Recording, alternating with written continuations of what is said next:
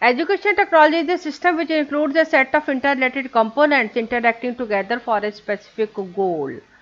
Education technology is dynamic as it includes concepts, theories, and design methods which are used for production, application, or management and evaluation of educational system. And while we are doing this, we are also utilizing the findings of other sciences on education technology. Because of that, there are certain changes in the meaning of educational technology. यानी education technology क्या है? ये एक ऐसा system है जिसके कई सारे कंपोनेंट्स हैं और जब भी हम एजुकेशन टेक्नोलॉजी को यूज़ करते हैं किसी विशेष उद्देश्य की प्राप्ति के लिए, तो ये सारे कंपोनेंट आपस में इंटरलेट होते हैं, इंटरैक्ट करते हैं। हालांकि एजुकेशन टेक्नोलॉजी के कॉन्सेप्ट, थ्योरीज और डिज़ाइन मेथड्स में कोई बहुत ज़्यादा तब्दीली नहीं आती, लगभग सेम रहते हैं, लेकिन जब हम इसको यूज़ करते हैं फॉर प्रोडक्शन, एप्लीकेशन या मैनेजमेंट एंड इवैल्यूएशन के लिए, तब हम दूसरे साइंसेस की जो जानकारी है उसको भी इस्तेमाल में लाते हैं। अब इन सब कारणों के कारण एजुकेशन टेक्नोलॉजी के मीनिंग में थोड़ा बहुत अंतर आता है। आज हम पढ़ने वाले हैं 3 मीनिंग्स ऑफ एजुकेशन टेक्नोलॉजी और साथ साथ हम पढ़ेंगे क्रिटिकल अप्रेजल ऑफ डेफिनेशन, यानी 3 अलग अलग मीनिंग क्या हो सकते हैं एजुकेशन टेक्नोलॉजी के, और सूक्ष्म रूप से जितनी भी हमने डेफिनेशन पढ़ी हैं उनका सूक्ष्म रूप से अगर एनालिसिस किया जाए, क्रिटिसाइज किया जाए, तो हमें उससे क्या जानकारी मिलती है। सबसे पहले रिवाइज कर लेते हैं एजुकेशन टेक्नोलॉजी की एक कॉम्प्रिहेंसिव डेफिनेशन को। Education technology includes the dynamic system of study and moral action, यानी एजुकेशन टेक्नोलॉजी की नेचर क्या है? ये डायनेमिक है, सदा बदलने वाली चीज़ है। कोई एक ही एजुकेशन टेक्नोलॉजी नहीं हो सकती जिसको आप सभी एजुकेशनल सिस्टम में लागू कर सको, और ये नॉलेज भी है, स्टडी बेस भी है और प्रैक्टिकल या मॉरल एक्शन का बेस भी है। ये प्रैक्टिकल नेचर भी है और इसका थ्योरेटिकल बेस भी है। अब इसका नेचर डायनेमिक है लेकिन इसका एम फिक्स्ड है। इसका फिक्स्ड एम क्या है? Aim of specifying and providing an interactive environment for the learners activity for their fast, easy, durable education.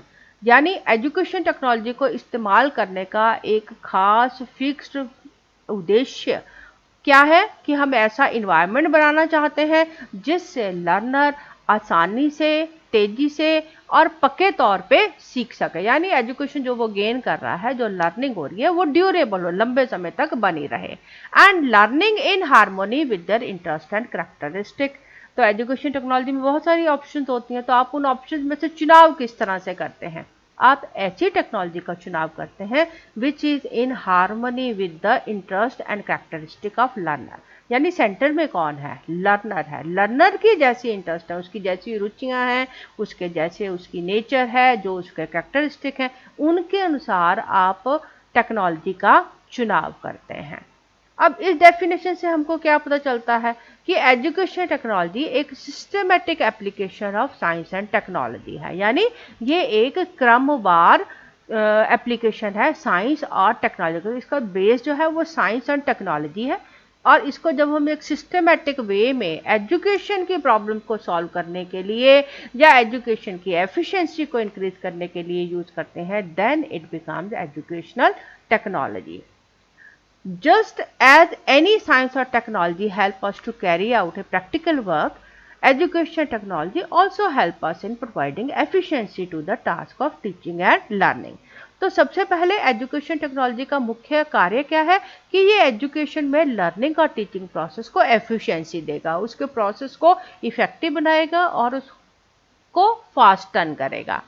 It provide technical guidance to the solution of problems of education. और चुनाव किस लिए होगा? उन समस्याओं को दूर करने के लिए जो कि हमें एजुकेशन के दौरान आती हैं। तो ऐसे ही किसी चीज़ को क्लासरूम में यूज़ कर लेना, किसी भी गैजेट को यूज़ कर लेना, that is not education technology. Education technology मतलब जब आप एजुकेशन की किसी समस्या के समाधान के तौर पे या एजुकेशन के प्रोसेस की एफिशिएंसी को बढ़ाने के लिए साइंस एंड टेक्नोलॉजी की नॉलेज को यूज़ करते हैं एक सिस्टमेटिक वे में, ताकि लर्नर बेहतर तरीके से सीख सके, that will be called as educational technology. It helps in understanding the teaching situation, teaching strategies and teaching materials. Education technology आपको मदद करती है कि आप जो शिक्षण की सिचुएशन है यानी उसकी परिस्थितियां क्या हैं उनको ध्यान में रख सकें।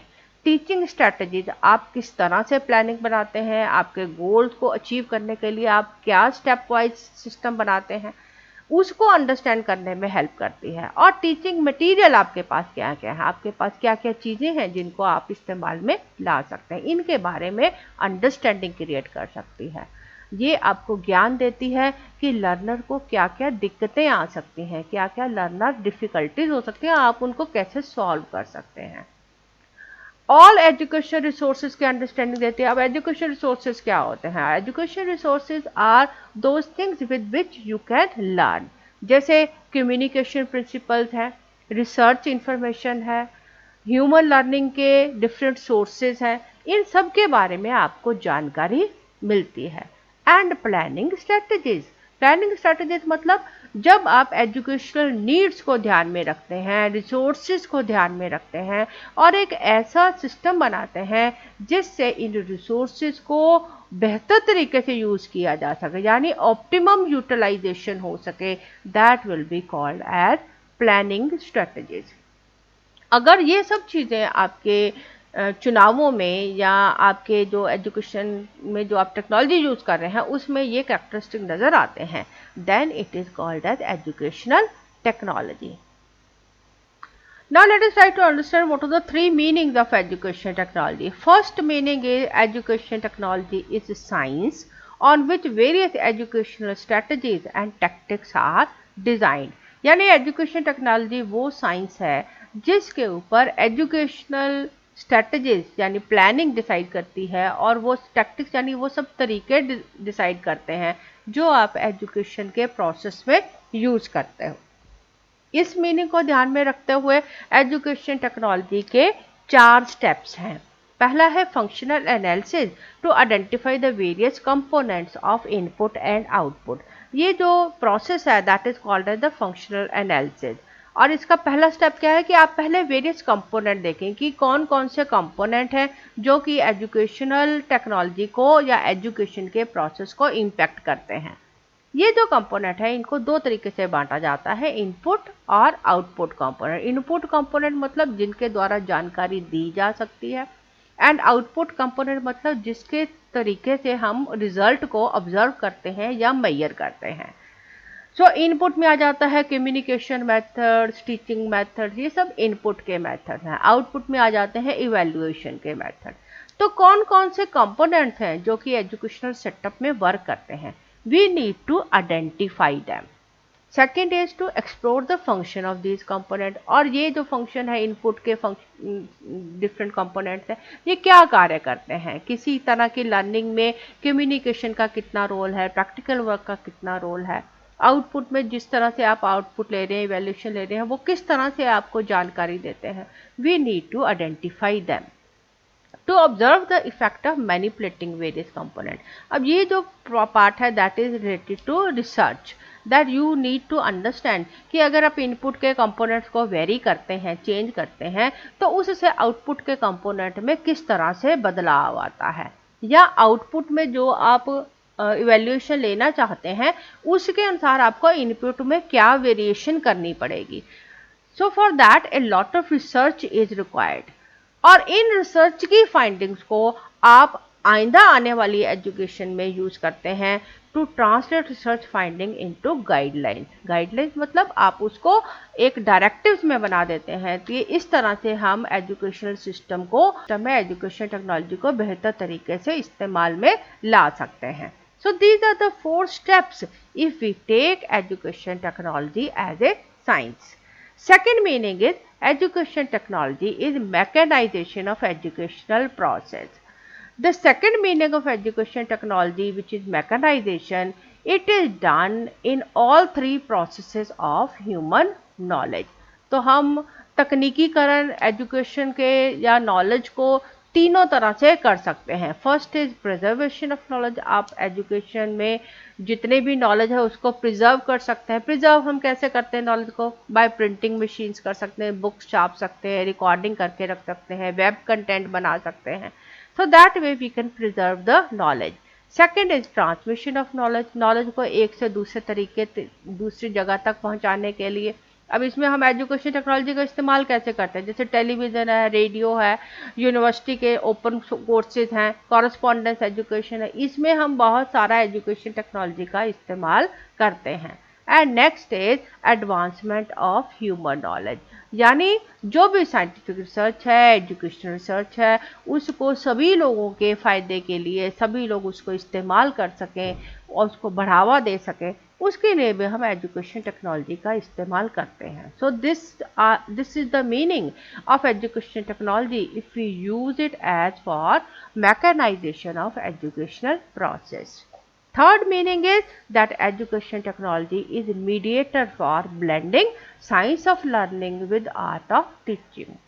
एजुकेशन टेक्नोलॉजी क्या है, एक मीडिएटर है, एक ऐसा संबंधक है जिससे साइंस को ब्लेंड किया जा सकता है आर्ट ऑफ टीचिंग के साथ। तो लर्निंग का जो साइंस है, उसके ज्ञान का जो नॉलेज का जो साइंटिफिक बेस है, उसका आर्ट ऑफ टीचिंग के साथ आप ब्लेंड कर सकते हैं, मिला सकते हैं, समन्वय कर सकते हैं by using education technology. So these are the 3 different meanings of education technology. First, as education technology as science. Second, educational technology is mechanization of educational process, and third, education technology is mediator for blending. इन सभी चीज़ों से हम ये जानकारी ले सकते हैं कि एजुकेशन टेक्नोलॉजी की नेचर क्या है। इट इज़ साइंस, ये साइंटिफिक बेस है, साइंस एंड टेक्नोलॉजी का बेस है। It is practical in nature, तो इसका जो एप्लीकेशन है that is in real life situation. तो आप इसको आम दिनचर्या में, आम रोज़मर्रा की ज़िंदगी में आप इसको इस्तेमाल में ला सकते हैं। It is continuous and dynamic, education technology लगातार बदलने वाली चीज़ है, डायनेमिक है, समय समय पर बदलती है, और ये एक प्रोग्रेसिव मेथड है, चेंज फॉर द बेटरमेंट है। It is goal oriented, goal oriented मतलब इसका गोल क्या है, अभी हमने पढ़ा था कि एजुकेशन टेक्नोलॉजी का गोल है कि ये एफिशिएंसी क्रिएट करे, लर्नर की प्रॉब्लम्स को दूर करे, एजुकेशनल प्रॉब्लम्स को दूर करे, और एजुकेशन को ऐसा बनाए जो कि लर्नर की नीड्स के अनुसार उसको सही तरह से, तेज़ी से, ज़्यादा लंबे समय तक बनाए रखने वाली एजुकेशन प्रोवाइड कर सके।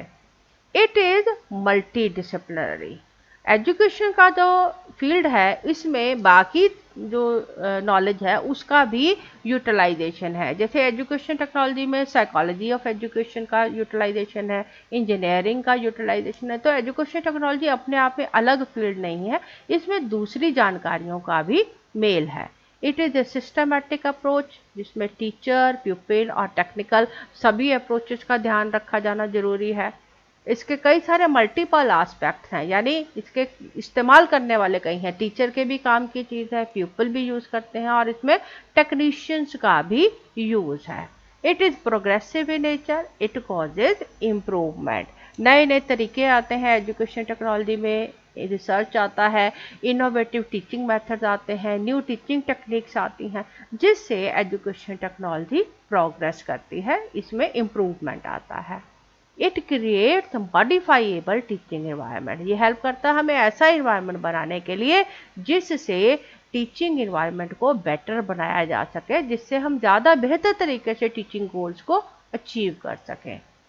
Education technology is helpful in making tools in according with teaching, economic, society and technical needs. तो ये हमारी सभी तरह की जो नीड्स हैं उनको ब्लेंड करने में, उनको सही तरीके से तालमेल बिठाने में हेल्प करती है। हमारी इकोनॉमिक नीड्स हैं, यानी हम एजुकेशन को इकोनॉमिक वे में प्रोवाइड करना चाहते हैं।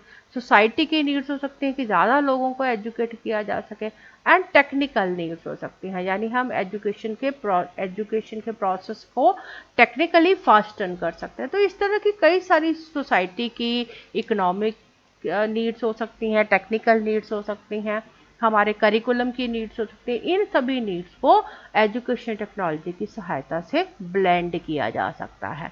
सो with this we can understand that education technology का नेचर क्या है और एजुकेशन टेक्नोलॉजी किस तरह से हमें एजुकेशन के फील्ड में हेल्प करती है।